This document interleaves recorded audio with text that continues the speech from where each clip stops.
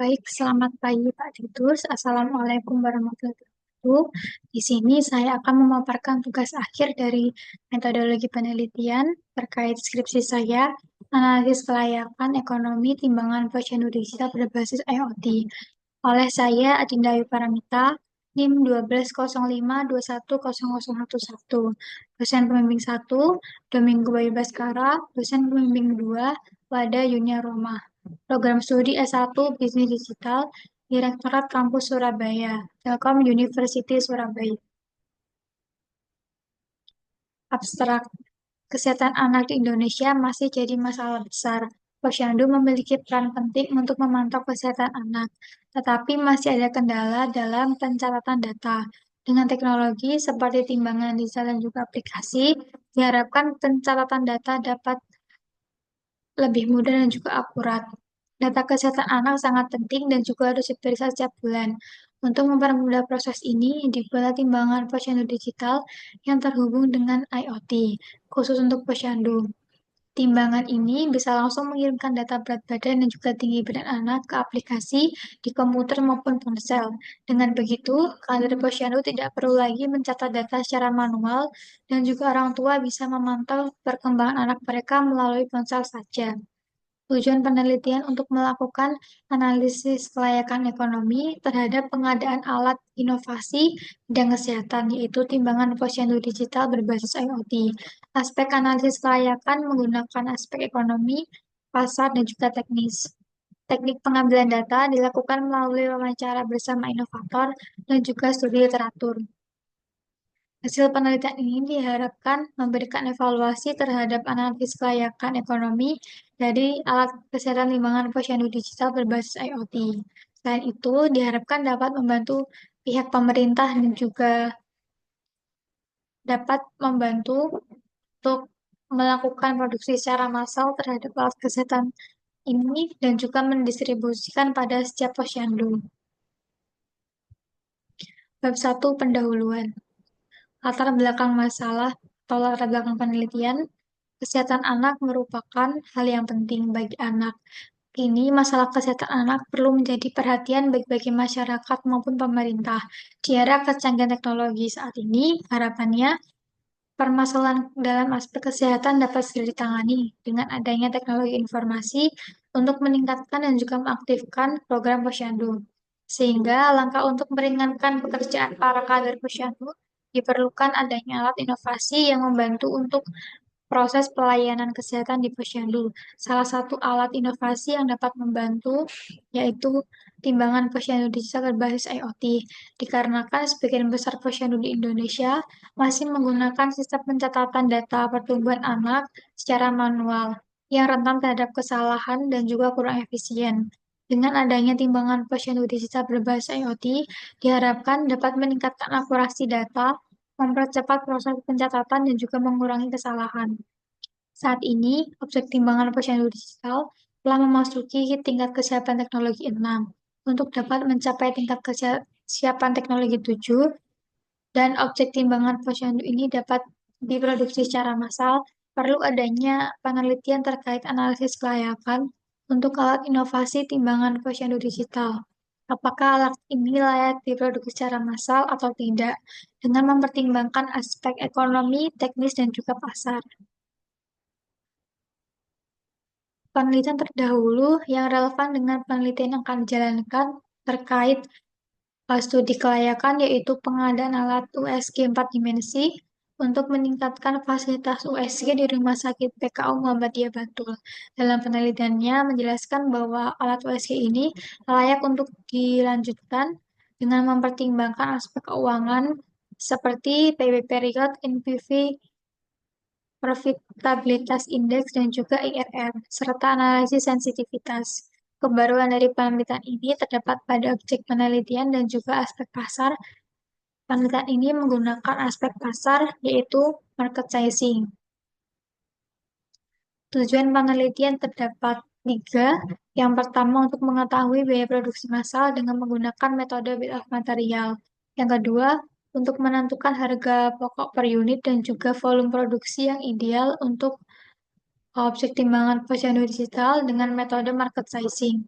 Yang ketiga, untuk mendapatkan batas-batas kelayakan ekonomi dengan menggunakan metode capital budgeting dan juga analisis sensitivitas. Bab 2, tinjauan pustaka. Yang pertama, landasan teori, ada Internet of Things.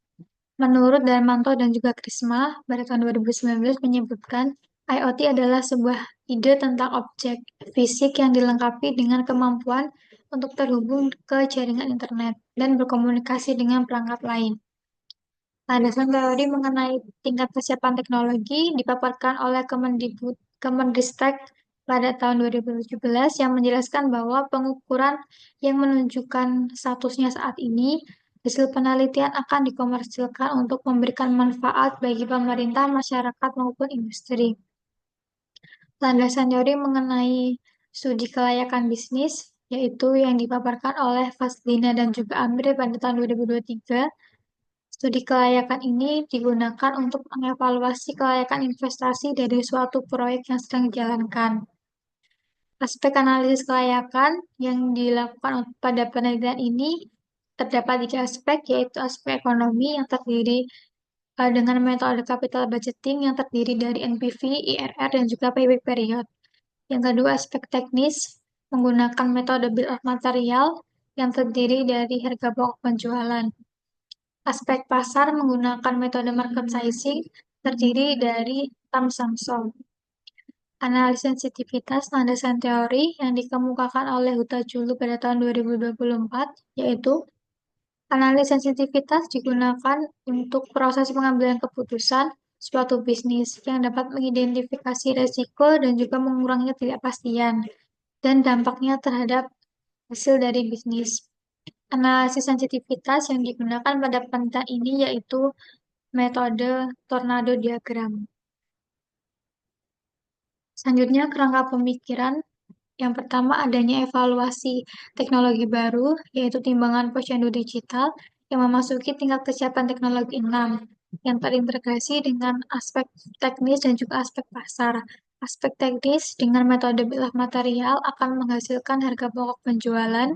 Aspek pasar menggunakan metode market sizing untuk mendapatkan pemetaan pasar seperti TAM, SAM, dan SOM.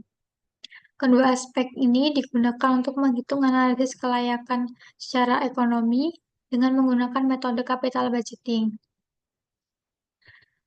Selanjutnya, analisis sensitivitas digunakan untuk mengambil keputusan dari pengadaan alat kesehatan timbangan posyandu digital. Selanjutnya, teknologi timbangan posyandu digital dapat memasuki tingkat kesiapan teknologi 7 dan dapat diproduksi secara massal. Bab 3, metodologi penelitian.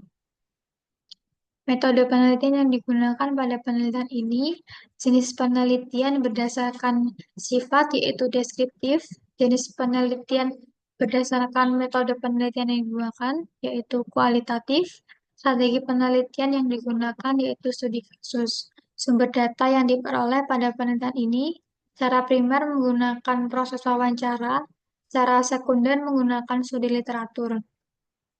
Teknik pengumpulan data pada penelitian kali ini menggunakan wawancara, observasi, dan juga studi literatur. Lokasi penelitian dilakukan pada Telkom University Kampus Surabaya. Waktu penelitian yang digunakan untuk melakukan penelitian ini pada bulan Januari 2025 hingga Juni tahun 2025. Narasumber dari penelitian ini yaitu inovator dari alat kesehatan timbangan posyandu digital bernama Eka Sahid Oktarina selaku dosen dari program studi teknik komputer. Luaran penelitian yang dapat saya harapkan dalam penelitian ini, yang pertama, terdapat tabel arus kas untuk mendapatkan informasi dari aliran kas yang masuk dan juga keluar.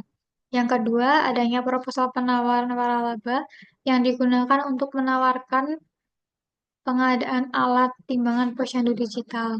Yang ketiga, dashboard capital budgeting yang digunakan untuk mengetahui proyeksi keuangan.